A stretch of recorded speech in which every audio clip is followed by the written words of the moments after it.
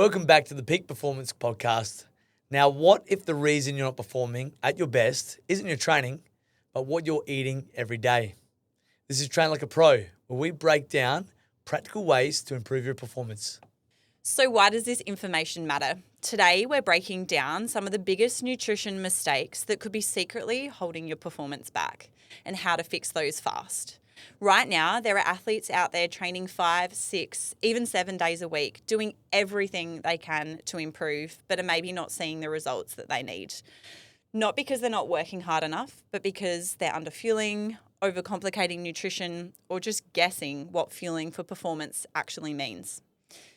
They're finishing sessions exhausted instead of energized, not recovering properly, and maybe hitting plateaus that they can't explain. That's why this information today matters, because nutrition plays a critical role in performance, recovery, and adaptation. And research consistently shows athletes with poor dietary practices underperform compared to those who fuel properly. Because when you start fueling like an athlete with simple, practical strategies, you don't just feel better, you perform better, recover faster, and maybe that's the key to actually unlocking the results you're looking for. Today, we are speaking with the superstars at AB Performance Nutrition. I first met Annabelle Redden at the Crows AFLW before I scalped her here to the Peak Performance Centre. She's a sports nutritionist with a degree in exercise science and has ample experience working at the very top level as a lead nutritionist. Her accomplice, Jacqui Beale, is a superstar herself, a dietitian, a Pilates instructor, and is the current lead dietitian for the Adelaide Crows.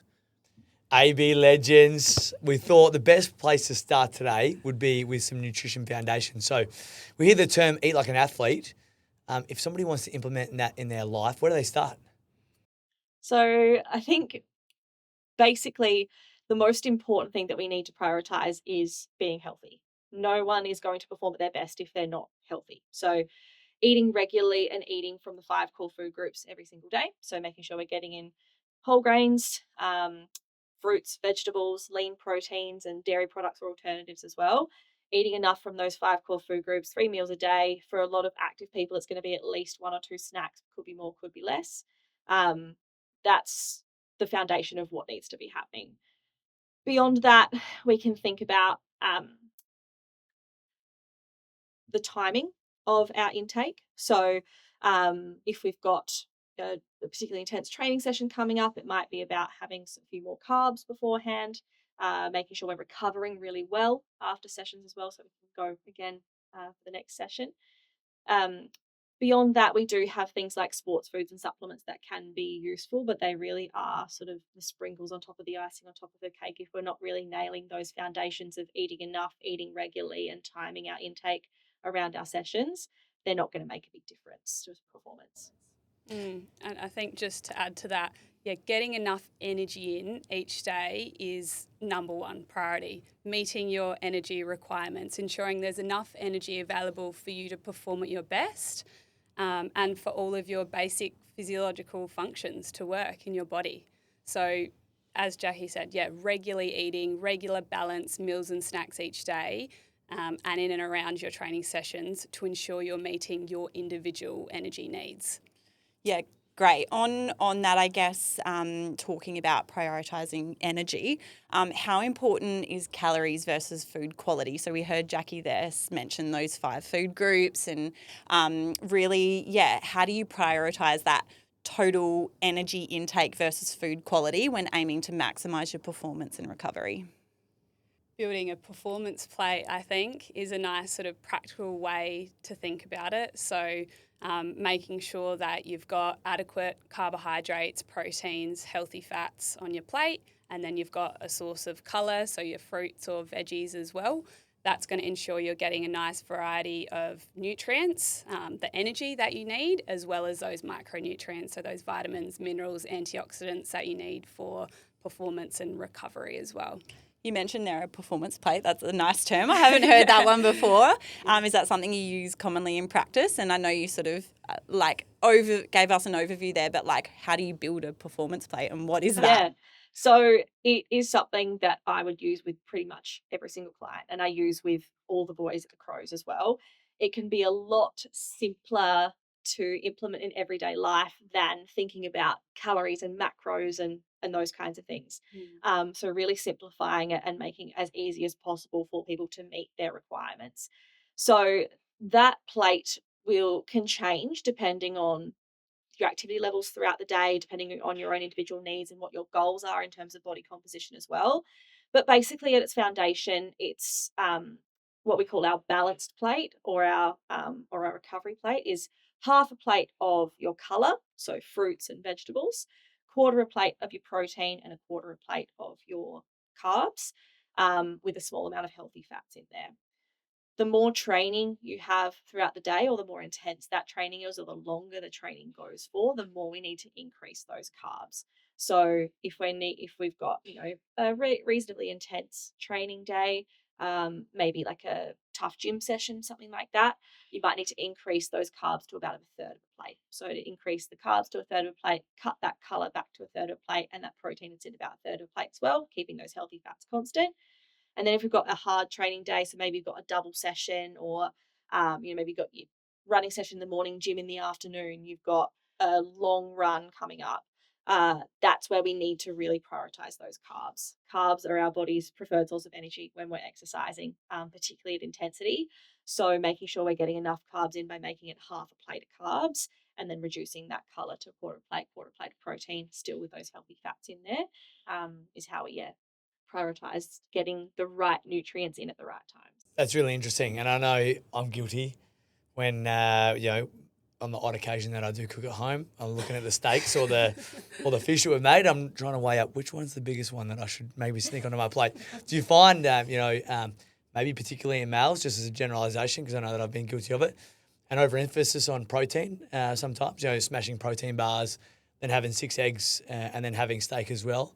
And then also on top of that, what does protein, play in supporting athlete performance? Yeah, so yes, definitely. We see a lot of people come in and like half the plate's protein or 3/4 of the plate's protein. Don't listen, Jamie, don't listen. Mate, where's your colour? Where's your carbs? And yes, protein's important. It helps to keep us full and satisfied over the day. It helps your muscles to repair, rebuild. So really important for that recovery nutrition aspect. And it can support your body composition as well. So yes, protein's important. It plays many important roles in the body, but carbohydrates are so important for high intensity exercise performance. Colour is so important. You need to be getting your vitamins, minerals, antioxidants in to support your immune system. At the end of the day, if you're getting sick, you're not going to be able to rock up to training or perform at your best. So that's where, you really need to come back to the foundations of that plate model, making sure you have got all the different elements there to support your health, your performance and your recovery. Yeah, awesome. And I think we all, hear and see that common sort of, well, not myth, but a lot of sporting people say, right, night before a game, I need to have a massive bowl of pasta. Like that's, carbs. And I've heard you guys focus on carbs quite a lot, and that it does have a really important role. What do real high performers get right about carbohydrate intake, and why does it matter for performance? Yeah. So as I mentioned, carbs are our body's preferred source of energy when we are working at high intensity. So anytime that heart rate gets elevated, our body is mainly using carbohydrates. And the more intense the exercise is, the more carbohydrates we're going to be using up. So carbs are stored in our body as glycogen and used in our blood as glucose. So I may use those terms interchangeably here, but carbs are so important for performance. The research really supports having our muscles ready to go, loaded up with glycogen to support intense performance. So the athletes are doing the right thing in doing that. It doesn't always have to be like a big carb load. Certainly in endurance events where that duration is so long and they're working at such a high intensity throughout, that's where that 24, 48-hour carb load can really come in handy. But for your team sport athletes, just having a high carb meal the night before and really prioritizing carbohydrates in the lead up to game day is going to be enough. So thinking about that half a plate of carbs the night before, half a plate of carbs at breakfast the day of, and then high carb snacks in the lead up to the game as well. Where we see a lot of athletes go wrong is they don't plan and prepare ahead. And if you're wanting to eat like a elite athlete, you need to plan and you need to prepare. So it's not just your single snack you're having, 60 minutes before you run out onto the footy field. Like you have to start thinking about your nutrition and your hydration, the day before. And if you're an endurance athlete, generally it's days before. Yep. So planning is really A important. lot of it does come down to superstition as well. Like, I've been in trouble with the boys before where I haven't given them the meals that they like to have before a game, and that's fallen on me when we lose. It was all your fault. All my fault. So yeah, just being aware that superstition can play a huge, can be a huge mental factor in performance. Like, it's not going to impact their physical performance, but mentally it can really play with it. So for a lot of those boys, having that bowl of spaghetti bolognese the night before isn't just good for loading up those glycogen stores, but is also really important for them mentally as well. Even I noticed that at the Crows, like if there wasn't like honey, like I'd put on the menu, oh, can we make sure there's honey there for the morning? The girls like to have honey on their wheat bix, and the honey wasn't there and they didn't have any honey around, the girls start freaking out. It's like, we've got our 3 wheat bix and banana, but where's the honey? Like, so. On the menu we've had for Geelong, I put fried eggs on the menu for breakfast in the morning. The boys don't like fried eggs in the morning of the game. They like scrambled eggs. Yeah. Right. How dare you? That is funny. Hey, we've already started to delve into it. I guess, we touched on those nutritional fundamentals. We're starting to look at around training in a game now. And we love our Crowies. We've obviously got the connection with you, Jacqui, and our boy DB. We try to be as partial as we can with both South Australian teams, but maybe a little bit more of an affinity. I guess, so you are quite bespoke around sort of training and games for the players, and I'd love to know sort of more of what that entails. Is that quite labour intensive? And really, I want to know, like, how do I get to look like Riley Thilthorpe? That's just I'm trying my hardest. That's the dream, is to look like Riley. I'm trying to grow my beard out. Grow a little I bit. can't. Yeah, if you can find something that can make me a bit taller and a bit bigger. Yeah, talk to us about that process. Yeah. So it is a lot of food service, my role. So it's not as much sitting down with the boys creating those individual meal plans as I thought it was going to be. It's been quite an interesting journey, but yeah, it particularly for the away games, I create the menu for the hotel. So the hotel will provide us with most of the meals that we need. Sometimes we may go out for a meal here or there, but generally speaking, the hotel provides everything. So I create that menu for the players and the staff to eat. So thinking about all the meals, so breakfast, lunch, dinner, and then any snacks that they need as well, making sure that they're available to them. And then come game time, I lay out a snack table for the boys. So lots of high carb, high sugar, low fat, low protein, low fiber snacks. Have you got some examples of like what that actually looks like? Yeah. So one of the favorites is Tiny Teddies. Yeah. I love the grown men. My kids are athletes then. They're on the tiny teddies at Anyone school. can be. Grown men walk around with their little. Tiny Teddies are a favourite. Pikelets and jam, another favourite. Rice crackers, Milo bars, LCMs. What else do they like? Fruit, like dried fruit in particular, things like dates and apricot bites. Bananas always go down well. And then lollies, another one. A lot of them will have pre-game Gatorade as well. So yeah, those sorts of things are what they like to have in that sort of hour to 30 minutes before the game starts. And then halftime, they'll always have a little top up as well of similar sorts of foods, maybe some gels and things like that as well, some caffeine. Yeah. Yeah, amazing. And that's, I guess, really honing in on like game day. If we bring it back and dial back a little bit to like a training week, how should nutrition change on heavy days versus rest days? Should they change at all? Yeah, tell us about that. Yeah. So coming back to that plate model that we were speaking about, the heavier training days. So basically the way I get most of the players to structure their days, or their meals depending on the days, is their main training days. So the days where they do their footy session in the morning and then the gym session in the afternoon. it's half a plate of carbs for all of their meals. So making sure they're getting in enough carbohydrates, but still getting in some protein, some color, and some healthy fats to help with overall health and well-being.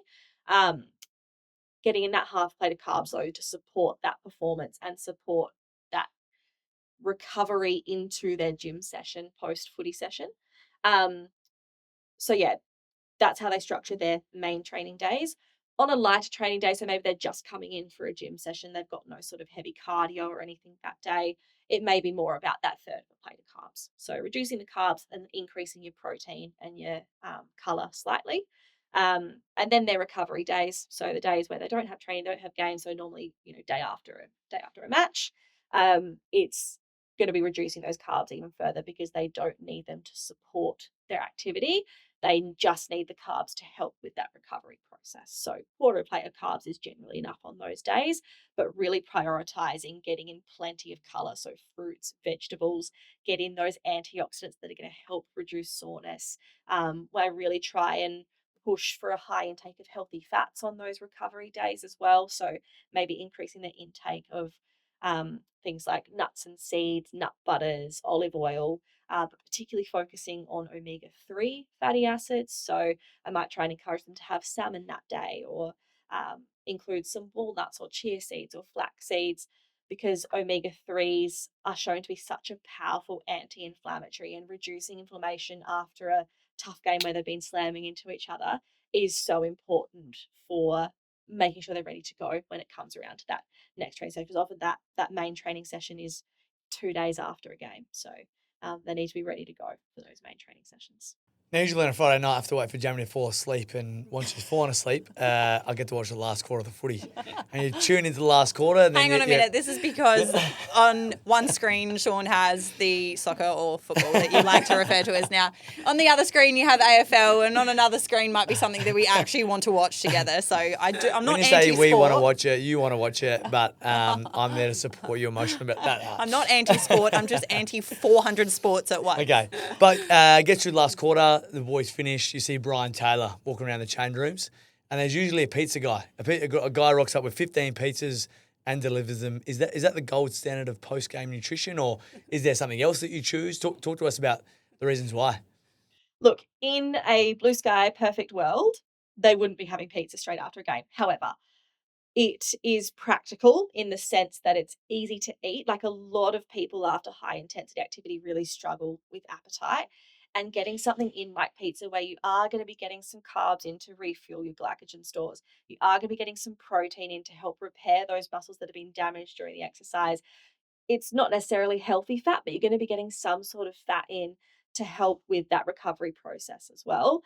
And maybe I may manage to sneak a few veggies onto that pizza as well. Maybe I can encourage them to have a little banana or something as well, so they're getting that color, those vitamins and minerals in too. So it's not the perfect post-match meal, but in terms of practicality and playing to the players' appetites, it is the best thing for them. And it still does tick a lot of It those ticks a lot of the boxes, in absolutely. terms of those, Yeah. 4 hours of recovery nutrition, Yeah. right? Yeah. Refuel with carbs, repair with protein, revitalize with vitamins, minerals, so your colour, and rehydrate with fluids and electrolytes. So come back to those basic principles, and your burgers, your pizza, your gyros, whatever it is, still ticks. A lot of salt in those foods to help replenish the electrolytes. Yeah, exactly. I guess alongside that, is there that sort of protein timing window as well, or the nutrient timing? I know, I guess for a period of time, particularly as I was coming through uni and I was trying to be a gym bro with everybody, it was like within 20 minutes of your workout, it was urgent. It was like you had to get to a vending machine, a protein. Is it that important, or is it more sort of spread throughout the day? No, it's not.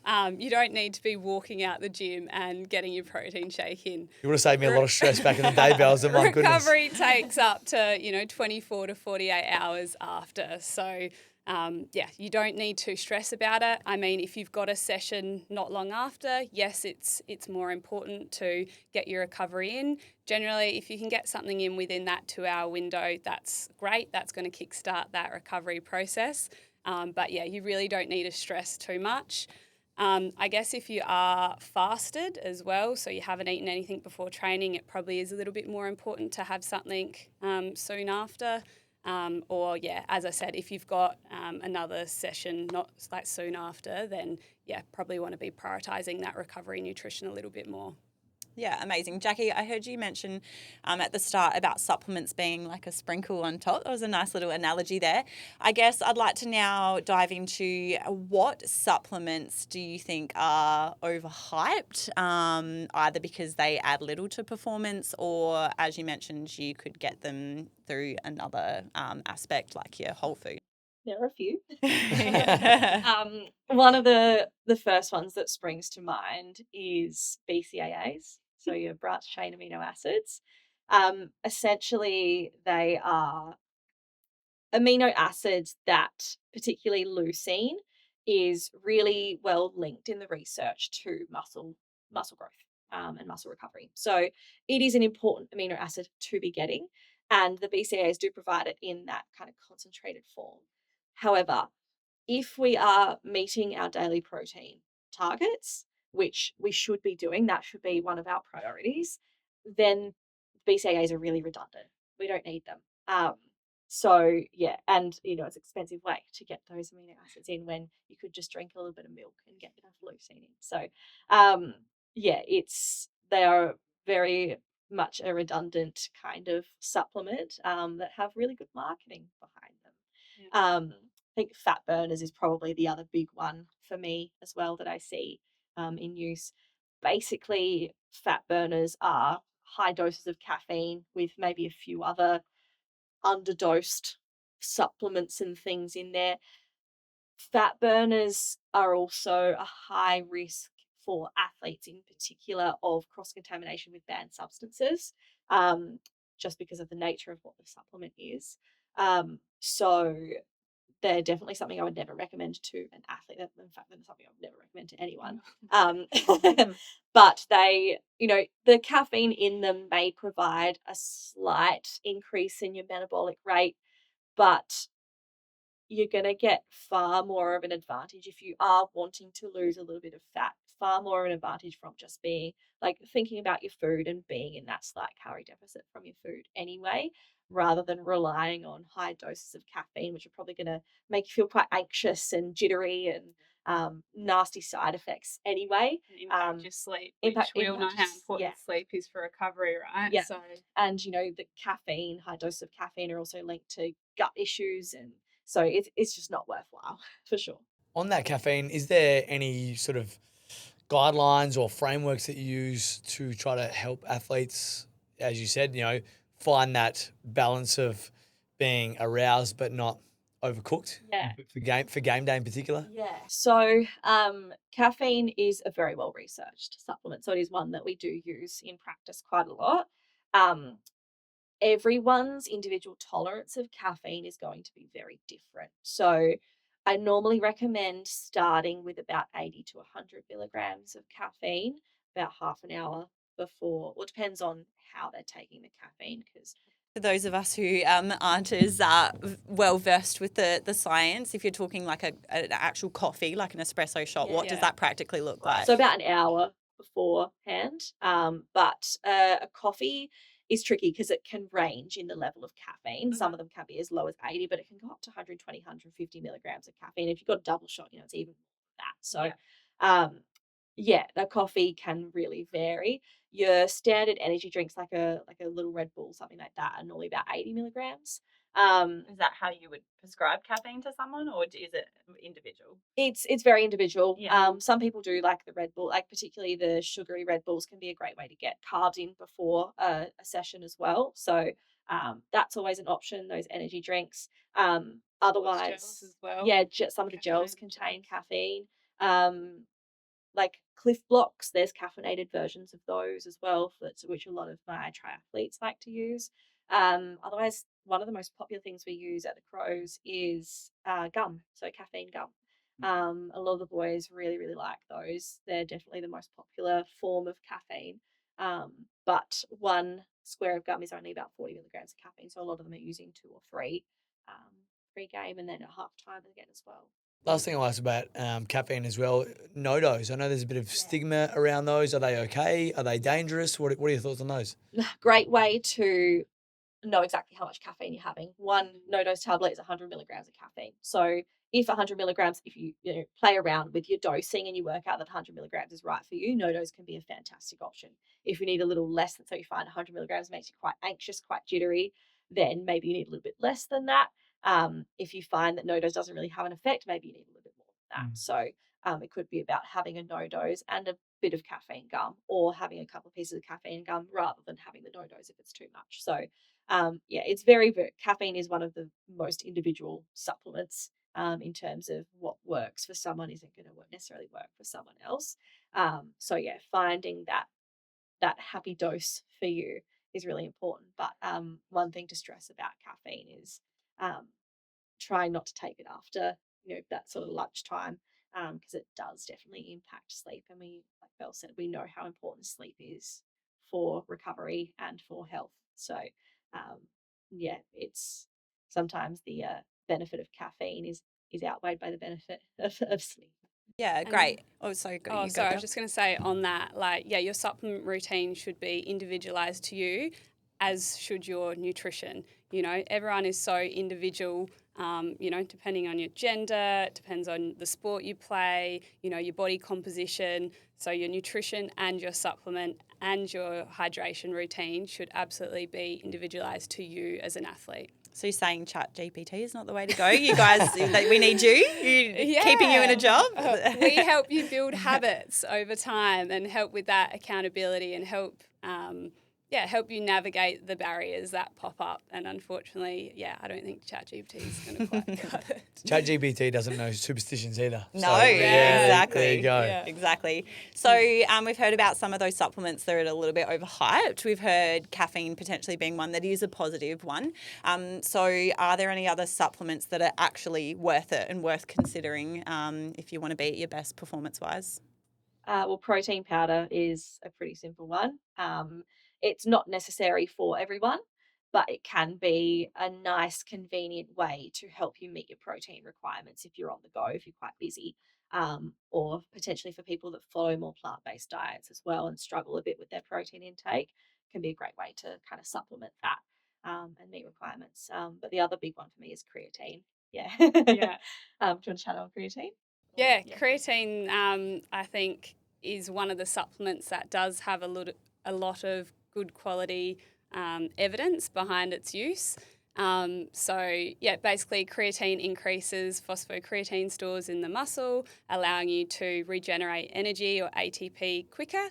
So I guess beneficial for short bursts, high intensity exercise. So if you're in the gym, say, you're able to, you might be able to perform another couple of reps. Or if you're sprinting, you might be able to sprint for a little bit longer. So there's definitely some really good research for using creatine in high intensity exercise, and it can indirectly impact body composition as well. So increase that lean muscle mass as well. So I think, it's definitely one of the supplements we recommend for quite a few of the athletes that we personally work with. Creatine does also draw a little bit more water into the muscle, so it can give that swole look. Sure. Let's go. It'll be all about that. Load me up. Give me a teaspoon. I'm going for it. It's very, very well researched in the space of sort of strength and power sports, team sports as well. So things like footy, I'd say 90% of our Crows boys are on creatine at the moment.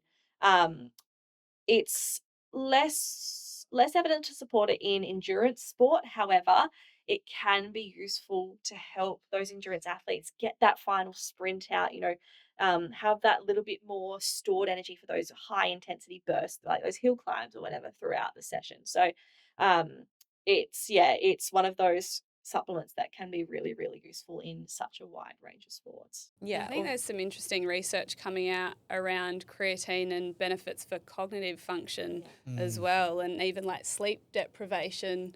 So, yeah, I think it's just a supplement that it'll be very interesting to continue to see the new research that's coming out. And it's pretty cost effective too, I think. I'm just thinking what we sell like here at the gym.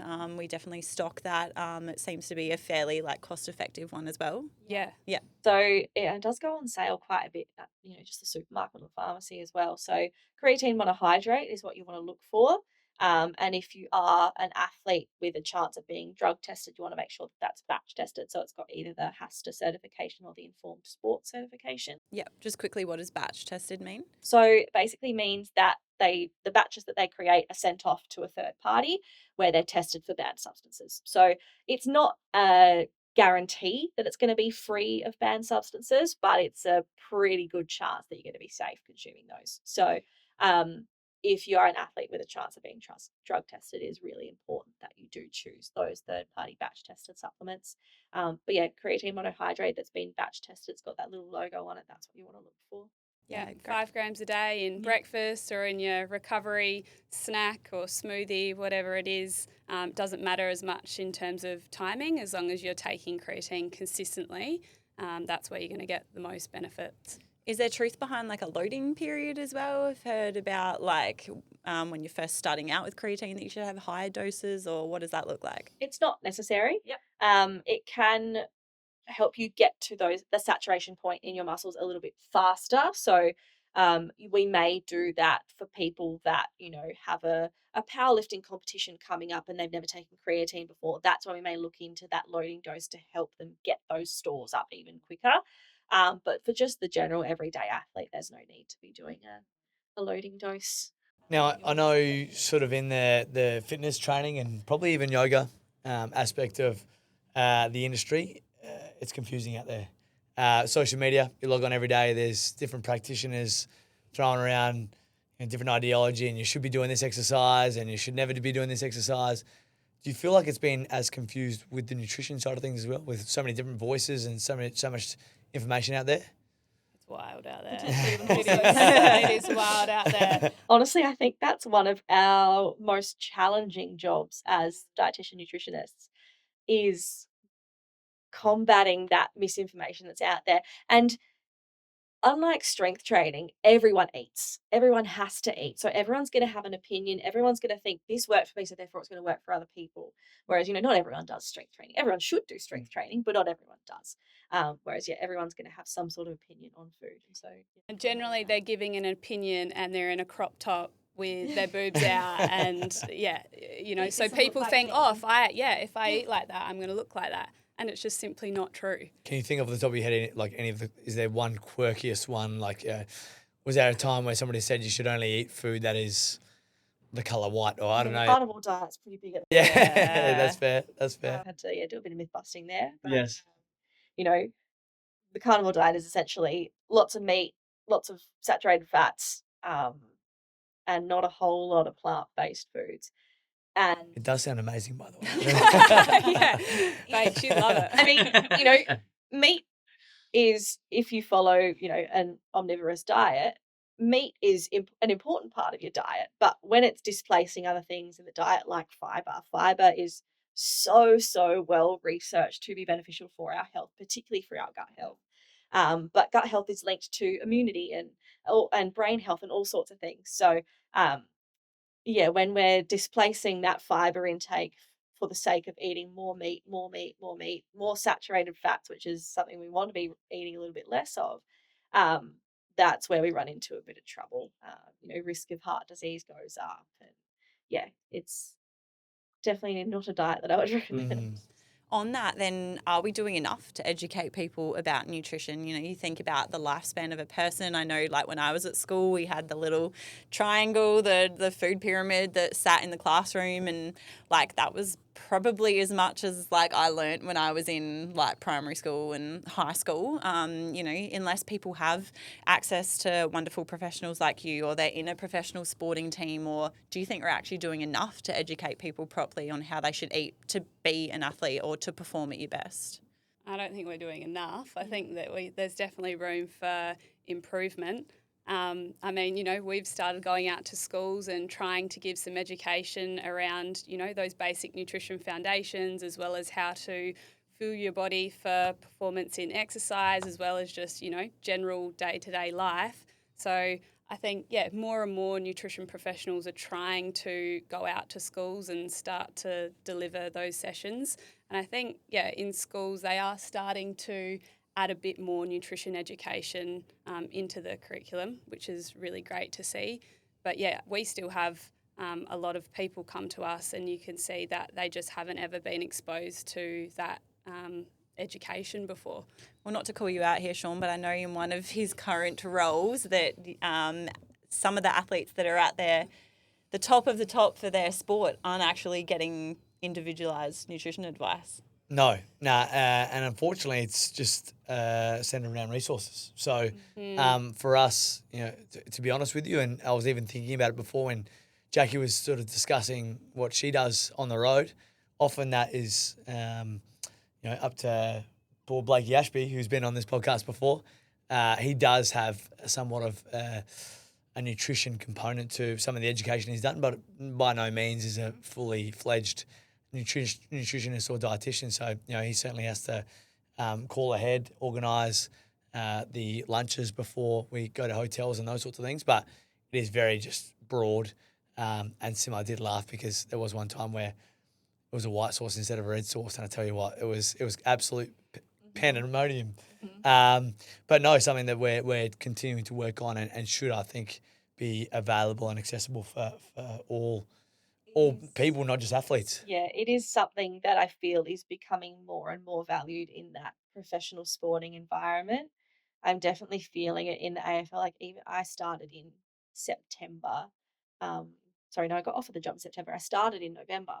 Um, but even in the 4 or 5 months I've been working with the Crows, I can see, and then you're speaking to the Dietitians Association, I can see that there are steps being taken to help bring dietitians more into this space and people realizing the value that we do provide in terms of performance and getting the most out of these players. So it is a space that is evolving and will continue to evolve in that professional sporting sense, because it is so important. Like nutrition plays such a pivotal, like players, athletes have to eat every single day. So why aren't we getting the most out of them and encouraging them to eat the things that are going to help them perform at their best and live their healthiest life. So And that's not just athletes, that's yeah. anyone training or anyone not training. Nutrition it's a key foundation to your well-being. So we should all be trying to focus on our nutrition every day and in and around any sort of movement. Just to flip the script here as we get towards the end, you girls spend the bulk of your time trying to look after your athletes and your clients and tell them how to best fuel themselves. And, you're in a very client-centered role and job. How do you guys find the time to prioritise your own health and well-being, and how important is that as in the roles that you're in? And also a second part to that, I guess, do you feel the pressure to, you just mentioned about people giving nutrition advice who are wearing crop tops and have their boobs out and look a certain way. Do you feel pressure to present yourself in a certain way? Is that part of the industry? I guess, as we come to the end, how is it for you guys in that sense in looking after yourself to take care of the people that you're giving advice to? Yeah, I think we're human like everyone else, and we struggle at times as well in whether it's managing our nutrition or getting our recovery in or our training. But we try to do our best as health professionals and try and practice what we preach. But at the end of the day, no one's perfect. And at the end of the day, you've got to come back to just trying to build those habits that work for you and habits that you can be consistent with and that you can sustain over the long term. So I think, that's super important to remember that. Yeah, going on from what Belle kind of said on a more personal note, around COVID, I really struggled with my mental health, and running became a really important release for me. But it got to the point where running became a little bit too important, and I was kind of really relying on that. And I wasn't, like, even knowing what I know nutrition wise, I wasn't fueling my body correctly. and I ended up losing my period, and I ended up with a nasty foot injury, which meant that I couldn't run. And so my health declined, my mental health declined even more. So um, finding the balance there of, using sport and using exercise and using running as a tool for supporting my mental health was really important. But having other tools to deal with any sort of strong emotions that you're feeling is just as important. So, having, comfort eating is a like, it works. That's why we do it. So that can be a valuable tool. But when it's the only tool in your toolbox, that's when it can become problematic. So having those releases is so important. Thanks so much for sharing that. That's amazing. I'm sure that there's going to be somebody listening to this who can resonate, and I'm sure you've inspired plenty of people. So we really do appreciate it. Now, girls, we could talk to you all day. We've picked up plenty of golden nuggets. We're just going to quickly finish with some quick fire questions. Belza, what is your favourite high protein snack? High protein snack. Oh, I've got a lot of high protein snacks on my hands. It's Too really many to hard. pick. At the moment, I'm loving cottage cheese with banana on crumpet and a little bit of honey on top there. It's not like super high protein, but you're getting both protein and carbs. I guess if we're talking, super high protein, probably just like a smoothie, especially, we've just come off the back of summer, like love smoothies, smoothie bowls. So, yogurt, Greek yogurt or protein powder in there, generally both sometimes, fruit, milk, Amazing. oats. Jacqui, what is your go-to pre-training meal Ooh, I love for pasta. yourself? Yeah. I love pasta. So yeah, if I can get a decent serve of pasta in a couple hours before training, I love that. But also, like, practically sandwiches and wraps work really well too. So For sure. Belle, what is one thing you would tell your younger self about nutrition? Oh, that's also really hard. You're never going to get it perfect because no one's perfect. As I said before, I think personally myself, that's something I've struggled with throughout my entire profession, is that perfectionism trait and thinking that I need to be perfect.